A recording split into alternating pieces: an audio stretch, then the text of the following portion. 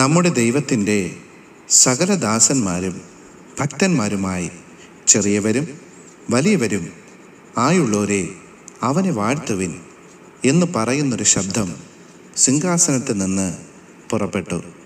വെളിപ്പാട് പുസ്തകം 19-ാം അധ്യായം 5-ാം വാക്യം.